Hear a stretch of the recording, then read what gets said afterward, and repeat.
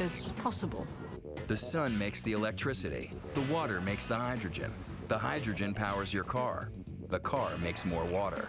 A very efficient use of natural resources. But what's the next step? How about cars powered directly by the sun? This is Momentum, one of the fastest solar cars in the world. For the student, solar car is the ultimate experience. Ever since the industrial age, people have looked for ways to power cars without using consumable energy sources, and this is probably one of the closest anyone has come to fulfilling that dream. When all is said and done, nothing seems more obvious. Use the single most powerful energy source in our solar system to charge our cars in our driveways, soaking up energy, and then move us from place to place with no emissions, for free. It takes 3,000 solar cells to do it, and while it can't cart around a family of 4, it goes like crazy with no emissions, for free. Driving the University of Michigan solar car is lonely. It's only a one-person vehicle, so all the human contact you have while driving this is through the earpiece. It's also exhausting. It took all my energy and strength every day. But it's comfortable. You're always in a lying down position. Though a little warm. It gets extremely hot inside, up to about 120, 130 degrees. And it only averages about 45 miles per hour. For the Australian race, I believe is a bit higher, around 48, 50 miles an hour. On power, harnessed for free. Every one of these sections of cells is pretty much like a giant battery. So when the sun hits it, it'll create a big charge across the battery. How big a charge? When you spread it out over the entire surface of the car, you get about the same amount of power as a hairdryer. Not a lot of current, but the energy goes from the sun to the cells, right to the motor. So what that means is there are no gears and no chains on this car. That saves us a tremendous amount of power and efficiency. At about right now, 12 noon, the sun's putting out about 1,000 watts per square meter. For a car of this size, that means that this car can harness at 100% efficiency 8 horsepower for the vehicle's planned form. 8 horsepower. Most cars use about 300 horsepower at peak. However, Momentum, with only 2 kilowatts of power, which is about 2 horsepower, is able to go 63 miles an hour. There's something to be said for solar efficiency. But how soon will we see a more practical side of the sun's power to propel our cars? Surprise, right now. At the recent Paris Motor Show, Venturi revealed a surprise. Gildo and his team have created Eclectic, a car that will take 3 people at city speeds. It's limited to 50 kilometers per hour. It's the first car in the world not to need extra energy, which is able to produce energy. The company will make 200 Eclectics to use right now. It's not anymore a consumer car. It's a car of where the owner is a producer. He's producing its own energy to be able to go to one point to another. Eclectic has its limitations.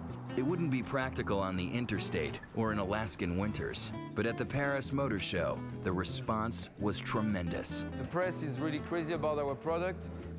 And it's really those new ideas that we are developing, because we believe that we do not have to wait 30 years to present things that people can use right away. Harnessing the sun. What could possibly be more ingenious? The future of fuel. Take a deep breath. It's air. A car that runs on air.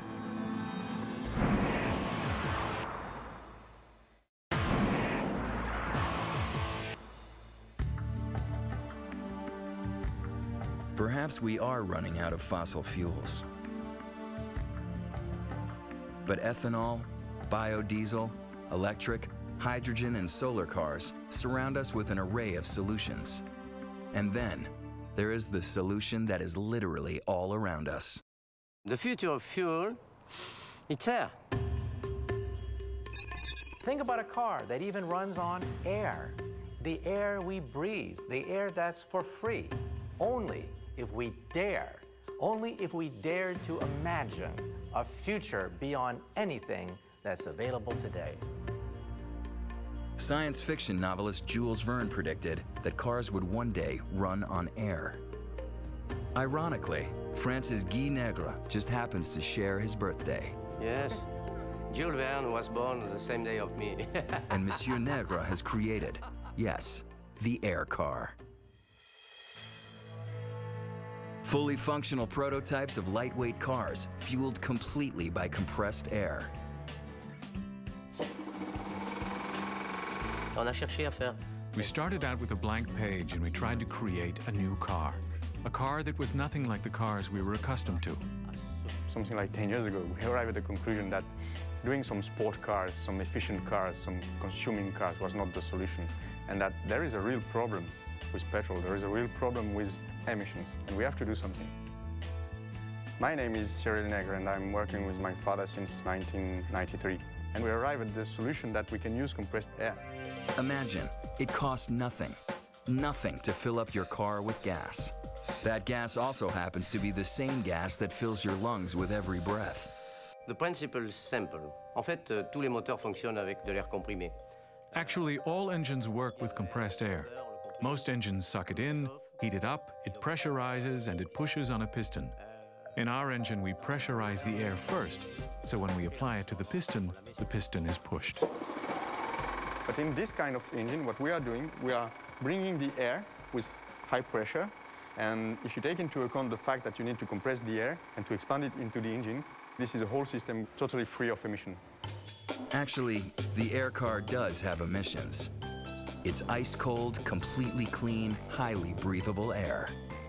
Imagine a fleet of air car taxicabs in thermally challenged cities like Los Angeles or Mexico City, cleaning and cooling the atmosphere as they ferry people about. Il est certain que l'air comprimé, Obviously, compressed air isn't like carburation. It doesn't use combustion. Compressed air is an energy carrier. It has to be compressed and then it will restore and return what we gave it. For Guy, the motive behind his creation is philosophical. c'est pas pourquoi. The question is not why. There is no reason. It's a logical process about creating movement. Our own ways to create movement. Movement powered by air, 200 miles on one tank, with speeds up to 60 miles per hour. You can fill it with an air station in 3 minutes, or you can plug it on a normal electric plug, and then using this alternator we have inside of the car, which is also an engine, you can drive the air engine as a compressor and fill the tank. We tried to create a car that is practical. So we made a utilitarian car, not full of bells and whistles. We needed it to be light as well, so we used composite materials, which also allow us to have a car that is stronger and better insulated. It's very light, of course, because our car has to be light. This is a frame just to glue the body on the chassis. This is a body glued, quite finished. You have some aluminum parts just here. That is part of the chassis. Strong, lightweight, practical. A solid cabin structure that carries compressed air tanks underneath to propel it. For some, it's hard to believe. Of course, many skeptics is normal. In fact, it's always easier to be skeptical than to think in a positive way. They can say whatever they want. I know my technology. I know what there is inside, and I know the potential there is inside of this technology. More than potential, the air car is the real deal. The air car isn't cost-free to operate because it does take some energy to compress air. But interestingly, MDI has created a generator powered by compressed air, which presents a tantalizing possibility. What if that generator was on board the car?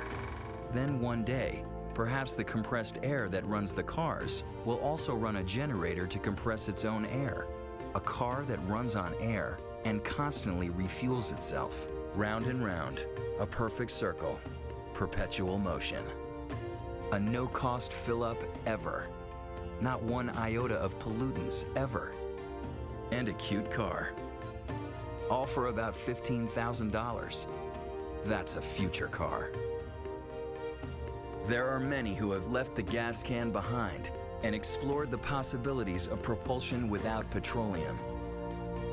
These are the modern-day automotive heroes. Walking the road from gasoline to biofuels and hybrids. Electric cars with phenomenal acceleration. Clean and efficient hydrogen cars. Solar cars. and even, as Jules Verne predicted, air cars.